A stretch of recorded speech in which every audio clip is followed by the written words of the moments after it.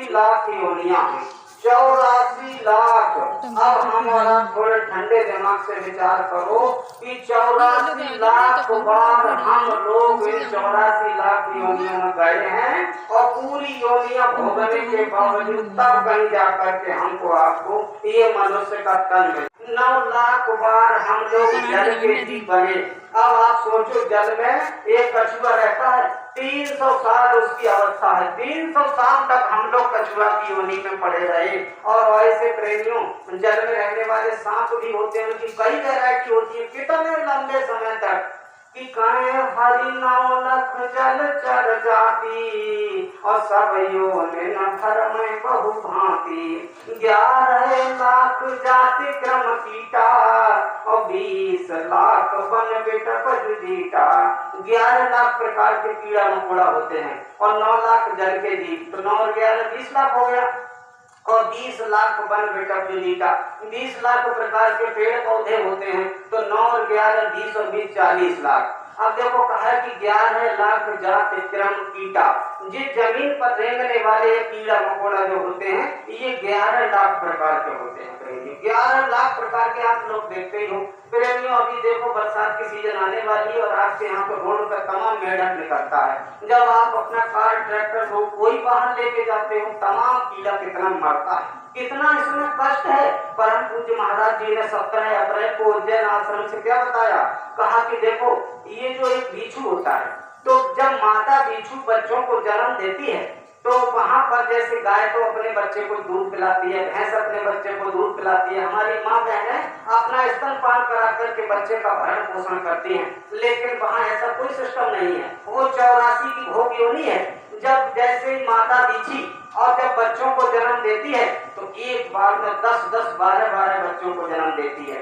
तो क्या होता है, वो 10-12 बच्चे जैसे ही माँ जन्म देती है, आँख खुलती है तो उसकी पीठ पर सवार होते हैं और पीठ पर क्या करते हैं, अपनी माँ की पीठ से मांस को नोच नोच करके खाते हैं। और इसका इंक्यूबेशन पीरियड टाइम जो है 42 दिन है, 42 डेज, मतलब 42 दिन तक अपनी माँ की पीठ से मांस को नोच नोच करके खाते हैं। अब आप लोग विचार करिएगा, अगर हम लोग सो रहे हों और मच्छर काट ले तो नींद खराब हो जाती है, और जहाँ जीते जी मतलब पीठ से मांस को नोच नोच करके खाया जा रहा, और जिस दिन मांस खत्म उस दिन माता बिच्छू का जीवन खत्म। प्रेमियों कितना कष्ट है। मैं कहना ये चाहता हूँ, जब हम तुम लोग रोड से निकलते हैं और जब जूता पहन के निकलते हो कितना कीड़ा मरता है, जब तुम घर में झाड़ू लगाते हो कितना कीड़ा, छोटा वायरस बैक्टीरिया कितना मरता है, जब तुम हैरो कल्टीवेटर रोटावेटर लेकर के खेत में जुताई करते हो कितना कीड़ा मरता है, कितना बीच में से कट जाता, फट जाता। प्रेमियों कितना कर्म लगता है। ये सब 84 की भोग योनि है। तो देखो 9 लाख जल के जीव और 11 लाख कीड़ा मकोड़ा और 20 लाख पेड़ पौधे, 9 और 11 20 और 20 40। आगे लिखा है 10 लाख पंछी को विस्तारा उड़त फिरें जो भयो धारा। 10 लाख प्रकार के जो नवचर हैं, जो आकाश में पक्षी उड़ते हैं, वह मतलब इनको बताया गया। तो 40 लाख उधर हो गया, 10 लाख ये 50 लाख हो गया। टोटल होती है प्रेमियों 84 लाख योनियां। अंत में लिखा है कि 30 लाख पशु योनि मानो और 4 लाख प्रेतागण जानो। प्रेमियों 50 लाख भोग लिया और आगे लिखा कि 30 लाख पशु योनि मानो। जितने 4 टांगों वाले जानवर हैं प्रेमियों ये 30 लाख प्रकार के हैं। 30 लाख बार हम लोग मतलब 4 टांगों वाले जानवर बने हैं हम सब लोग। ऐसा नहीं है कि स्पेशल हमारा वहां से प्रमोशन होकर के आया हो, यानी हम सब लोग इन 84 लाख योनियों में गए हैं। अब प्रेमियों 30 लाख ये हो गया, 50 लाख पीछे भोग लिया, 50 और 30 80 लाख योनियों को हमने आपने भोग लिया। यहाँ तक सबकी समझ में आ रहा है प्रेमियों? ये चीज सबकी समझ में आ रही है? तो थोड़ा जोर से बोलो जय गुरुदेव। देखो 80 लाख हमने आपने भोग लिया, होती है टोटल 84 लाख। अंतिम चौपाई कैसी है कि जब 4 लाख प्रेतागण जानो। ये भूत प्रेत चुड़ैल चुड़ैलिया और भैंसरा जितने होते हैं ये 4 लाख प्रकार के होते हैं। तो 80 लाख उधर भोग लिया, 4 लाख भूत प्रेत, तो पूरा ये जोड़ करके बनता है तुम्हारा 80 और 4 84। तब जो मनुष्य का शरीर तुमको मिला है, मतलब 4 खाने और 84 लाख योनियों में किसी को भी देव नारायण दुर्लभ कर नहीं कहा गया। सारी की सारी सब भोग योनियां हैं। केवल और केवल मनुष्य का शरीर जो है, केवल और केवल वही आपकी कर्म योनि है। इस मनुष्य शरीर को प्राप्त करके आप चाहें तो स्वर्ग चले जाएं, आप चाहें तो मुक्ति और मोक्ष को प्राप्त कर लें, आप चाहें तो कुत्ता बिल्ला गाय भैंस ऊंट घोड़ा खच्चर कुछ भी बन जाएं, और आप चाहें तो नरक चले जाएं। इसमें ये एक ऐसे पायदान पर आप खड़े हैं कि जो परम पूज्य महाराज जी ने कहा कि सकल पदार्थ हैं जग माही, अब कर्महीन नर पावत नाही। इस संसार में कोई भी वस्तु जो है न अगम है न दुर्गम है, बशर्ते हमको उस मार्ग का मतलब कर्म करना पड़ेगा। इसलिए मैं कहना चाहता हूँ प्रेमियों, एक छोटे से उदाहरण के माध्यम से समझाऊंगा कि प्रेमियों, एक महात्मा जी थे, वे गांव से होकर के गुजर रहे थे और एक बुढ़ा जो था चारपाई पर बैठा हुआ था। महात्मा जी को आता हुआ देखकर उसने कहा कि महाराज बैठ जाइए। आओ भगत सम्मान किया, पानी पिलाया और कहा कि महाराज मैं बड़ा गरीब हूँ, न कभी अच्छा कपड़ा मिला, न अच्छा भोजन मिला, न अच्छा मकान मिला, आप कुछ ऐसी कृपा कर दो कि मेरा जीवन थोड़ा सुख में बीत जाए। महात्मा जी को दया आ गई, क्योंकि संत हृदय नवनीत समाना, और कहा कभी न पर काहन जाना।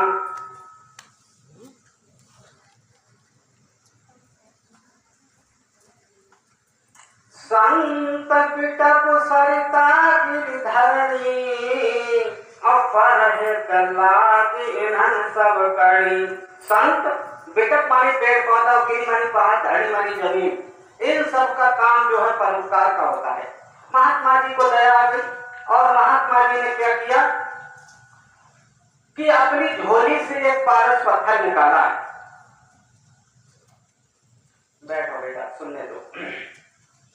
अपनी झोली से एक पारस पत्थर निकाला और उनको दिया।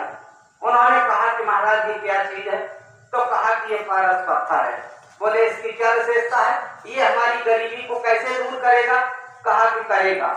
इस पारस पत्थर में विशेषता है कि तुम जिस लोहा से इसको टच कर दोगे वह लोहा सोना बन जाएगा, और फिर सोने को तुम बाजार में बेच करके कार कोठी गाड़ी बंगला खरीद सकते हो। कहा ठीक है। प्रेमियों, महात्मा जी पारस पत्थर देकर के चलते बने, लौट करके वापस आए।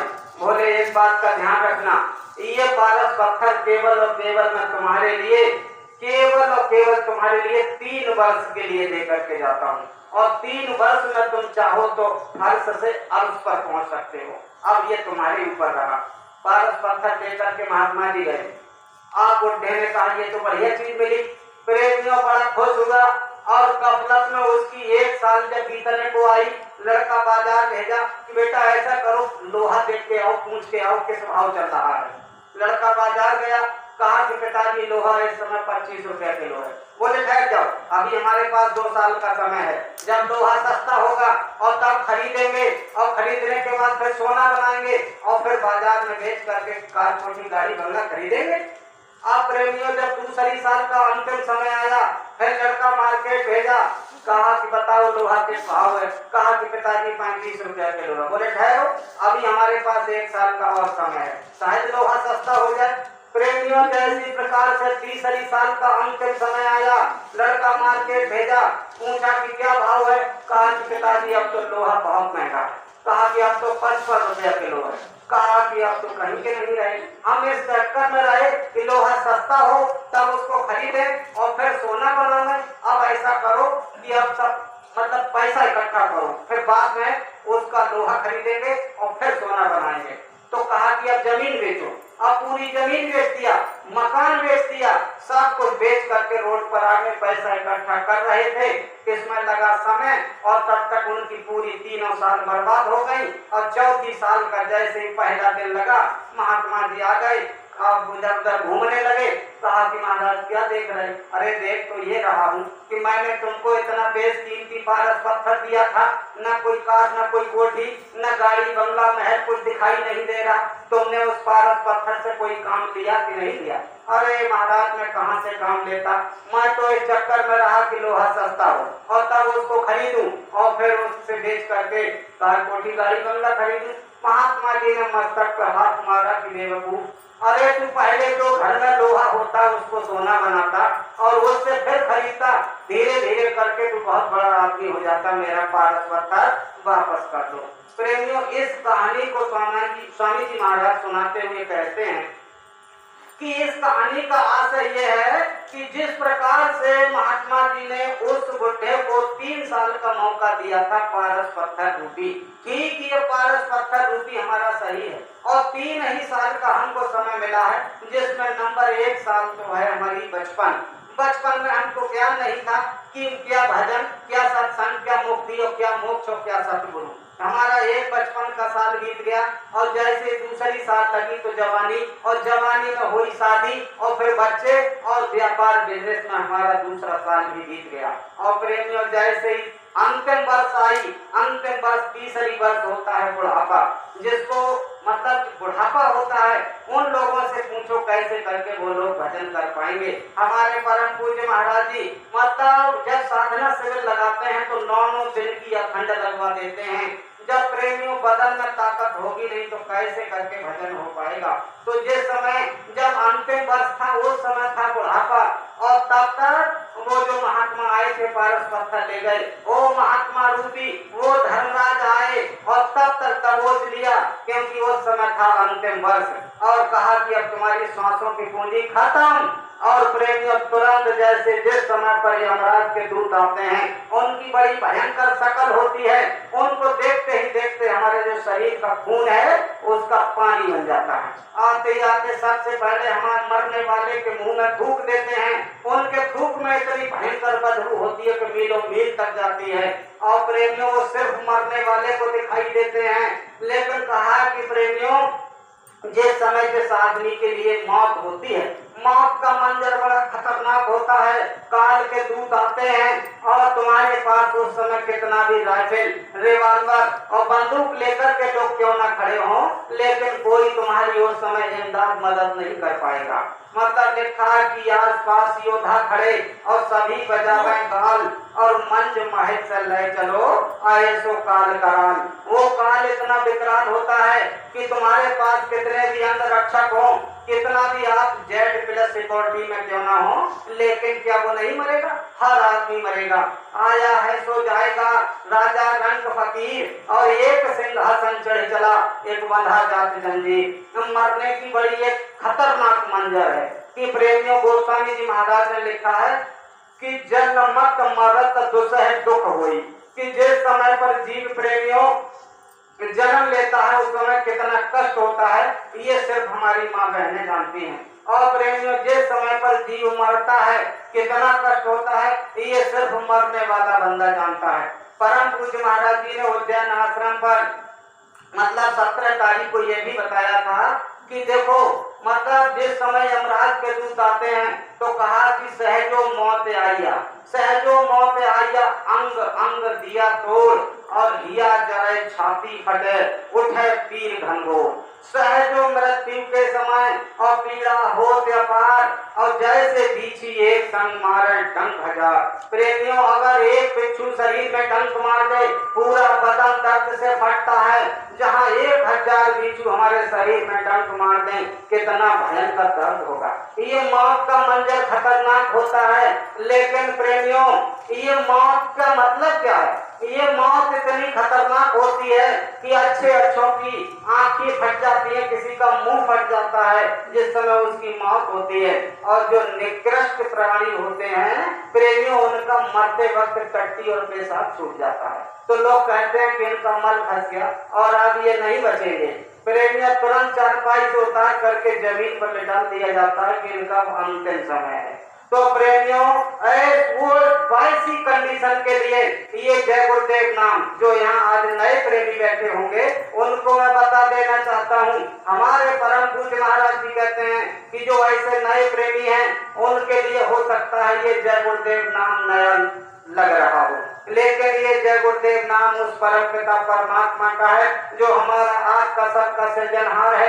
इस जय गुरुदेव नाम पर विश्वास करना। हमारे परम पूज्य महाराज जी बाबा Umakant ji Maharaj, who is the perfect spiritual living master at this time, is considering of your audience in his satsang again to again, if you remember me at the time of death, अगर मृत्यु के समय भी तुमने मुझको याद किया तो I will meet you and help you, मैं तुमको मिलूंगा और तुम्हारी मदद करूंगा। When your counted breath just you will fall down on the ground, जिस दिन तुम्हारी सांसों की पूंजी खत्म होगी उस दिन तुम धड़ाम से गिरोगे, कोई माई का लाल तुमको उठा करके खड़ा नहीं कर सकता। वट Baba Umakant ji Maharaj, who is the perfect spiritual master at this time, इस समय के जीते जागते महापुरुष हैं और ये बता रहे हैं कि अगर तुमने मौत के वक्त मेरे लिए याद किया, अभी 14 तारीख के सत्संग को जो पंजाब में परम पूज्य महाराज जी बोले हैं, 16 तारीख के सत्संग को उठा करके जब सुनो, उसमें मालिक ने कहा कि अगर धोखे से भी मुसीबत के समय में तुम्हारे मुंह से जय गुरुदेव निकल गया तो मैं तुमको मिलूंगा। कितनी बड़ी बात कही है कि मैं तुमको मिलूंगा। ये शब्द महाराज जी के हैं। 3 मार्च 2026 इंडिया थोक गोंडा जय गुरुदेव नगर में परम पूज्य महाराज जी ने एक बहुत दमदार बात कही थी। कहा कि मेरी और स्वामी जी महाराज की डील हो चुकी है और जब तक मैं सतयुग नहीं आ जाएगा और तब तक मैं नहीं जाऊंगा और सतयुग लाके तुमको दिखा के ही जाऊंगा। कितनी बड़ी बात, जो प्रेमी गोंडा गए होंगे उन्होंने इस बात को सुना होगा। प्रेमियों, जब गुरु महाराज जी ने ऐसा बीड़ा उठाया है तो मालिक ने अभी कहा था, मतलब 10 तारीख को कहा था कि तुम लोग थोड़ा सहयोग कर दो तो सतयुग के आने में बहुत जल्दी हो जाएगी, और अगर तुम लोग सहयोग नहीं करोगे तो उतना ही विलंब होता चला जाएगा।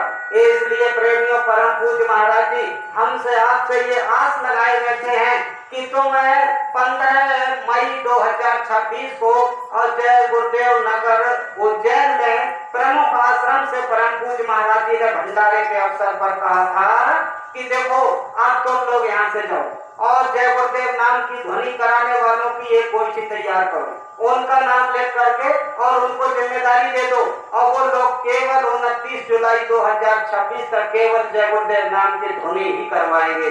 तो प्रेमियों, ये ध्वनि का आदेश परम पूज्य महाराज जी ने हमको आपको सबको दिया है। ये ध्वनि का आदेश जो है 29 जुलाई तक फिलहाल आदेश।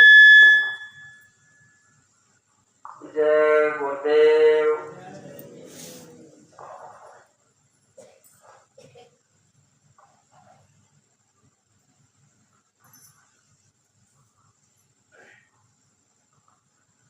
बोलो प्रेमियों, जय गुरुदेव।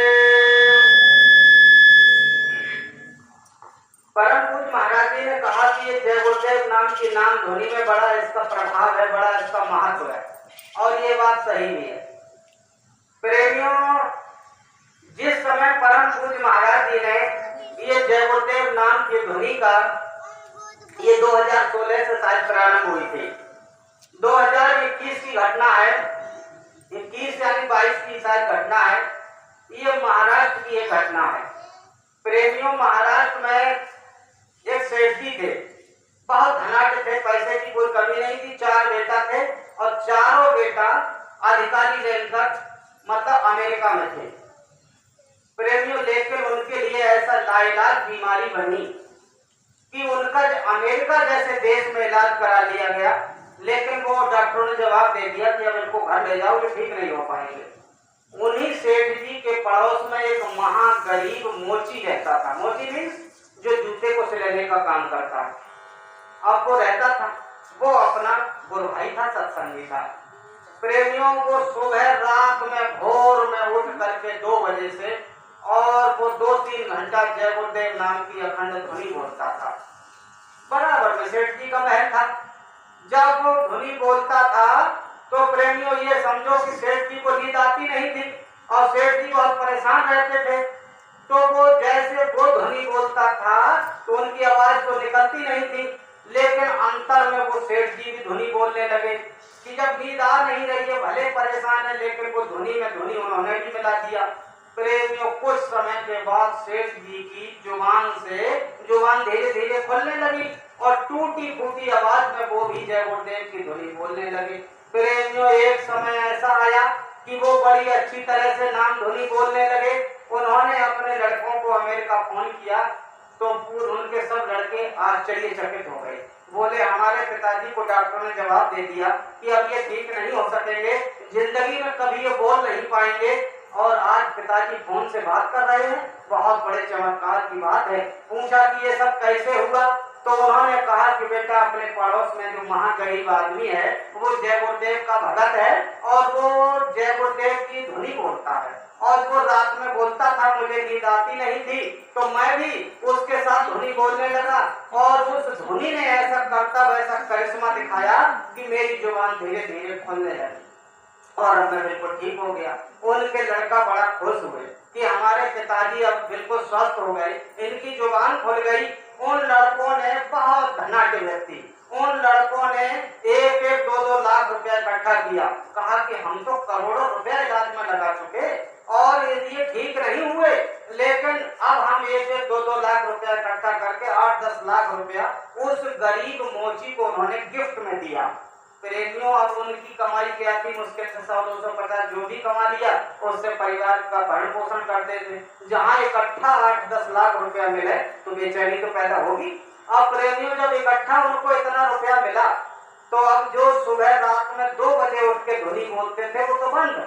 अब ये सोचें कि इस रुपया से हम मकान सही कराएं कि गाड़ी खरीदें कि प्लॉट खरीदें, वो धुना भी उनके दिमाग में लगी रही और वो धुनी नहीं बोल पाए। और जब धुनी नहीं बोल पाए, अंत में रोने लगे, क्योंकि जो चीज, जो सुख पायो नाम भजन में, सो सुख ना मिलो अमीरी में, और मन लागो मेरो यार फकीरी में। मतलब जो मजा फकीरी में है और वो अमीरी में नहीं है। तो उनके लिए जो दौलत मिलती थी, वो दौलत जब बंद हुई तो अंतोगत्ता उस रिजल्ट पर पहुंचे कि आज ये पैसा जिसका है उसको दे दिया जाए, मैं जिस कंडीशन में था वही ठीक हूँ।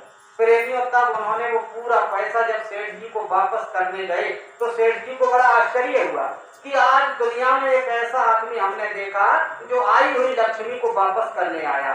बोले, कारण बताओ। बोले, कारण तुम्हारे बेटे जो IAS अफसर हैं और वो कैसे करके, मतलब किनका हक छीन के, मार के, झपट के, कैसे करके और रिश्वत में पैसा लाए होंगे, और वो पैसा तुमने मुझको दिया, उसने मेरी बुद्धि खराब किया और मेरा भजन प्रभावित हो गया।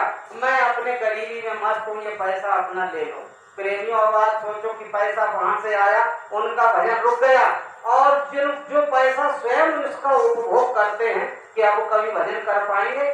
जो पैसा में भरपूर है वो प्रभु से बहुत दूर है। यद्यपि ये 100% लागू नहीं होगा, क्योंकि कुछ पुण्यात्मा होते हैं तो उन पर पैसा भी है और वो संगत में सेवा भी करते हैं। क्योंकि जब धन बाढ़े, जब जल बाढ़े नाव में, जब जल बाढ़े नाव में, घर में बाढ़े दाम, तो दोनों हाथ उलाचिए, यही सयानों काम। नाव में पानी भर जाए तो नीच देना चाहिए, और जब घर में दाम पड़े तो संगत में खर्च कर देना चाहिए, ये सयाना काम है। इससे, क्योंकि प्रेमियों, तन पवित्र सेवा किए, धन पवित्र दिए दान, और मन पवित्र प्रभु भजन से त्रिविध होत कल्याण। ये अपना कल्याण करने का एक फार्मूला है, एक फंडा है। प्रेमियों, कहना ये चाहता हूँ कि नाम धुनी का इतना बड़ा प्रताप है कि नाम धुनी के विषय में आपको कितना बताया जाए।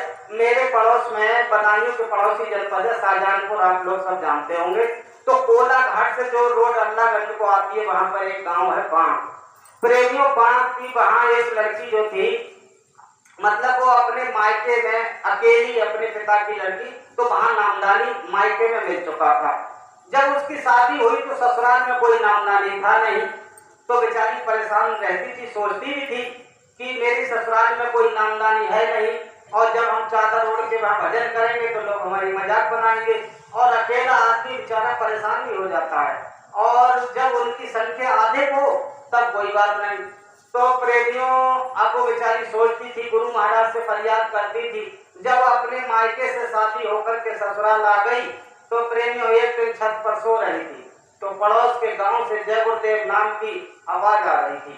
उसने देखा कि ये मतलब जब ये पछुआ हवा चल रही है, बड़ी स्पष्ट देवदेव नाम की ध्वनि की आवाज आ रही, उसने कान लगा करके सुना और अपने पति से प्रार्थना किया कि ये लगता है यहाँ पर 24 घंटा की नाम ध्वनि है और आपसे प्रार्थना है कि आप मुझे वहां ले चलो। अब प्रेमियों उसके पति की समझ में आ गया और वो वहां ले गया। तो वहां उसने सब जिम्मेदार प्रेमियों से मुलाकात किया, एक्टिव लड़की थी, और सबसे कहा कि भैया मेरे ससुराल के सब संसारी हैं और आप ऐसी कृपा करो कि एक दिन हमारे यहाँ नाम धुनी का प्रोग्राम लगा दो और वहाँ कुछ थोड़ी गुरु चर्चा भी कर देना। जैसे आज आपके यहाँ पर ये अचानक कार्यक्रम हो गया, क्योंकि हम तो आए थे 3 कार्यक्रम की चिट्ठी हमारी भरी थी, लेकिन हमारा अपना एक स्वभाव है कि हम शाम को खाली रोटी खा करके सोना पसंद नहीं कर सकते, क्योंकि शाम को जहाँ रुका जाए तो कम से कम 1-2 घंटा प्रेमियों को कुछ सुनाया जाए। जब मालिक ने कुछ ऐसा दिया है तो लोगों को लाभ दिया जाए, या कुछ नहीं तो नाम धुनी ही कराया जाए। तो हमारे साहब पीछे बैठे हैं, सचिव साहब ने आपके यहाँ पर ये मतलब सडनली कार्यक्रम लगा दिया। तो प्रेमियों में कहना ये चाह रहा था कि उस लड़की ने तारीख ले लिया और उस दिन उसके यहाँ सत्संग होना था। तो वो लड़की इतनी खुश थी, इतनी प्रसन्न थी कि आज सत्संगी लोग मेरे दरवाजे आएंगे और मेरे पति को, सास को, ससुर को, सबको समझाएंगे और अगर ये लोग बदल गए तो मेरे घर में बिल्कुल सुशासन हो जाएगा, सतियों का आगमन हो जाएगा। बड़ी खुश थी प्रेमियों, उस दिन से खुशी का ठिकाना नहीं और ये समझो कि पूरी रात सोई नहीं, पूरे घर की सफाई सुथराई, लीपना पोतना सब किया। और प्रेमियों जिस दिन सत्संग था, रात में भोर में उठ करके उसने 2 सब्जी बनाई, पूरी सब तैयारी व्यवस्था, लेकिन जब रात में वो कंडा, जिसको उपला कहते हैं, वो लेने के लिए गई, तो जब कंडा लेने के लिए गई तो उसमें एक जहरीला नाग बैठा हुआ था। सर जैसे हाथ डाला उसने डस लिया। अब सुबह के लिए जब उसने डस लिया, अब वो हर समय नाम की धुनी बोल रही थी। तो प्रेमियों अब उसने एक बात सोची कि अगर मैंने अपने पति को ये बता दिया कि आज रात में भोर में सुबह 4 बजे सांप ने मेरे लिए डस लिया है, तो सत्संग तो हमारा पानी में मिल जाएगा फिर, और बड़ी मुश्किल से डेट मिली है और जो जिले के तमाम जिम्मेदार लोग आएंगे वो कहेंगे कि देखो इसने अच्छा नहीं किया। कुल मिलाकर के उसने अपने पति को नहीं बताया और व्यवस्था में लगी रही और जय गुरुदेव नाम की ध्वनि बोलती रही और भोजन बनाती रही। धीरे धीरे वो समय आया, जिम्मेदार लोग आए, मंच बना, सत्संग हुआ और सत्संग होने के बाद उस लड़की ने सब सत्संगियों को बड़े भाव से भाग भाग करके प्रेम से चाव से सबको भोजन कराया। अब मतलब जब शाम का वक्त आ गया, एक तो 24 घंटा की थकी हुई थी और दूसरा उस सांप का जहर उसकी बॉडी में फैलने लगा, उसको अब नींद आने लगी। तो उसने अपने पति से कहा कि अब मुझको नींद आ रही है। पति ने कहा कि तुम कभी इस टाइम सोती तो थी नहीं, ये तो तुम्हारी साधना का समय है, तुम इस समय सोने की इच्छा क्यों जाहिर कर रही हो? अरे इच्छा क्या, जब मैं कंडा लेने गई थी तो उसमें सांप बैठा हुआ था, उसने मुझे डस लिया, लगता है कि उसका जहर फैल गया। पति घबरा गया, उसको लेकर के गया जो सांप काटे का इलाज करते हैं, तो वह ध्वनि हर समय बोलती रहती थी। अब वहां गए तो वो ध्वनि बोल रही थी, उसने अपना मंत्र उच्चारण किया और मंत्र पढ़ करके बहुत देरी उसने पावर लगाई, लेकिन उस लड़की पर मंत्र का कोई प्रभाव नहीं हुआ। प्रेमियों को दूसरी जगह लेकर के गया तो उसने भी मंत्र पढ़े, बहुत ही ताकत लगाई, जो कर सकता था सब कुछ किया। अंत में उसने कहा कि मैं अब इस लड़की के कान में जो मेरा मंत्र है वो पढ़ूंगा, अगर वो काम कर गया तो ठीक है, वरना कोई बात नहीं।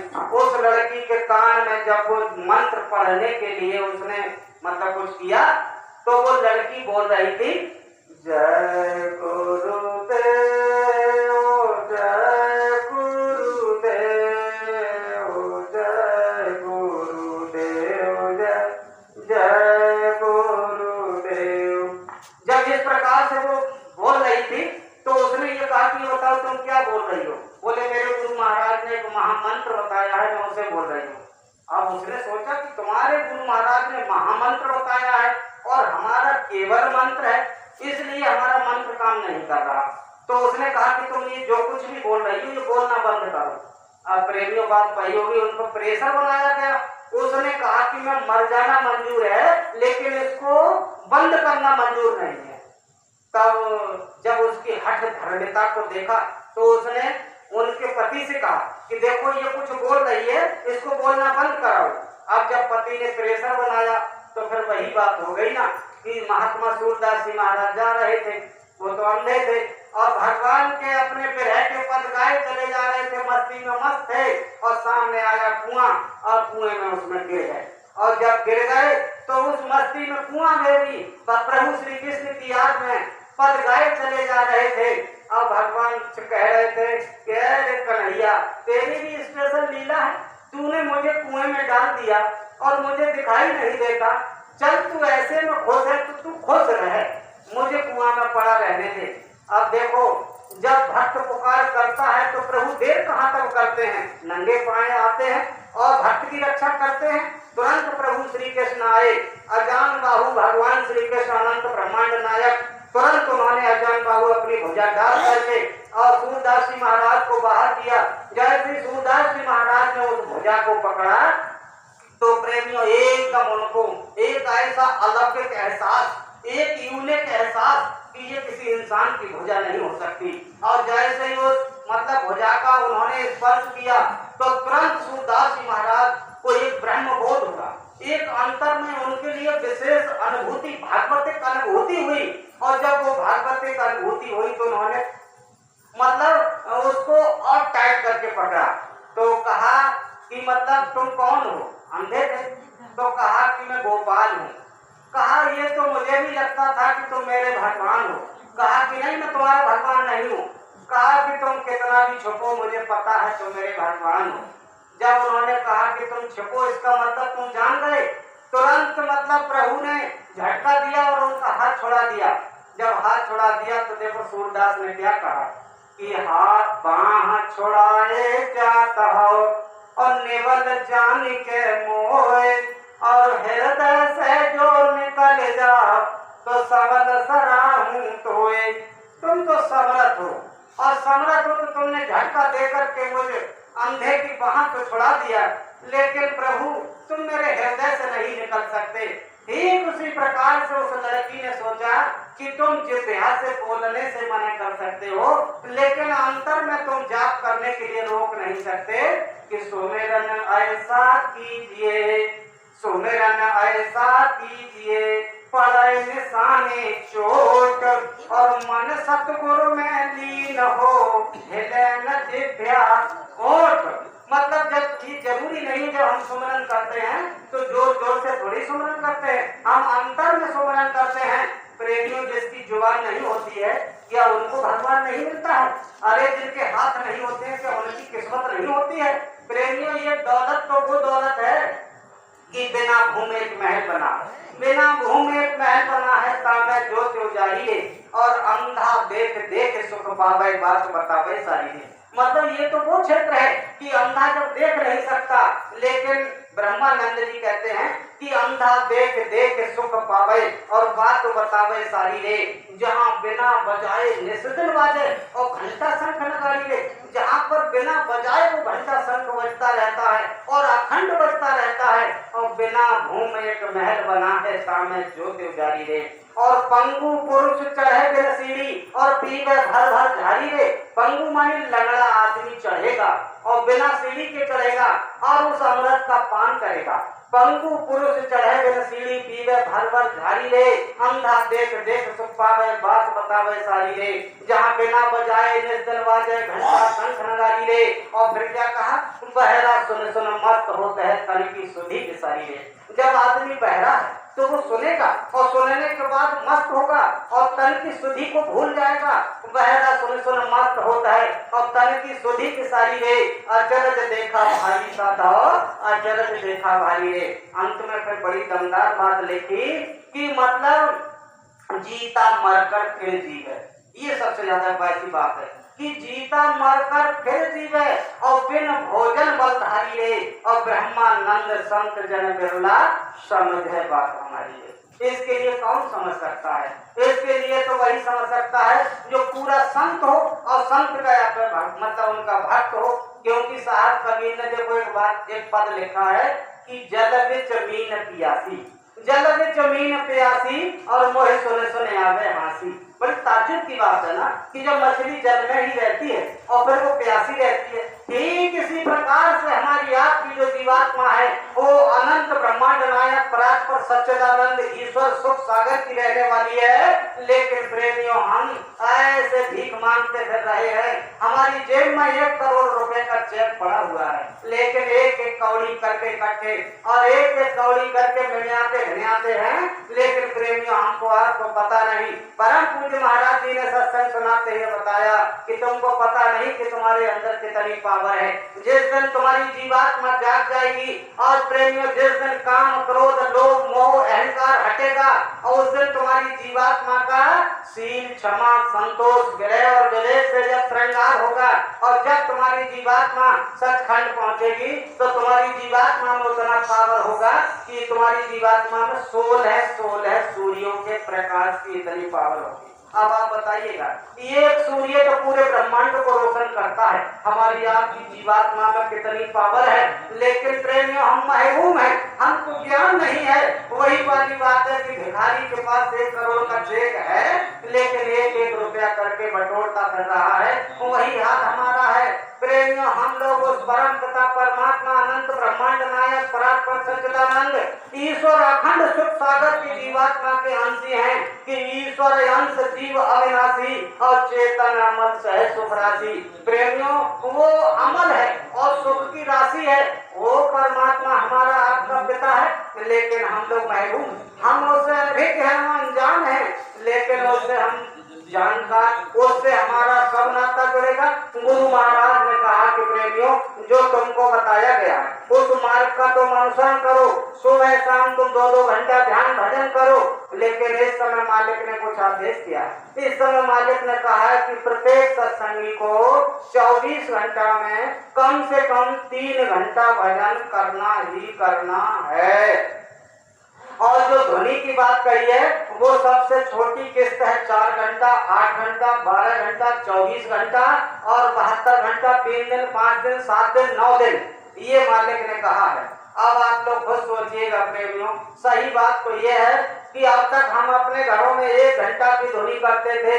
प्रेमियों आज संकल्प बना के जाओ कि 4 घंटा हम रोज ध्वनि करेंगे, क्योंकि ध्वनि करने से प्रेमियों आप ये समझो कि मंत्र महामणि विषय दयाल के कठिन कुअंक भाल के। ये महामणि रूपी मतलब महामंत्र है। तुम्हारी मस्तक तुम्हारे ललाट में जो कुछ भी अगर कुअंक लिखा हुआ है, इस नाम ध्वनि में वो पावर है प्रेमियों, तो वो सब मिट जाएगा। आपने महात्मा तुकाराम जी महाराज का नाम सुना होगा, जो महाराष्ट्र के पंढरपुर के रहने वाले महात्मा संत तुकाराम जी। तो बोलो प्रेम जय गुरुदेव।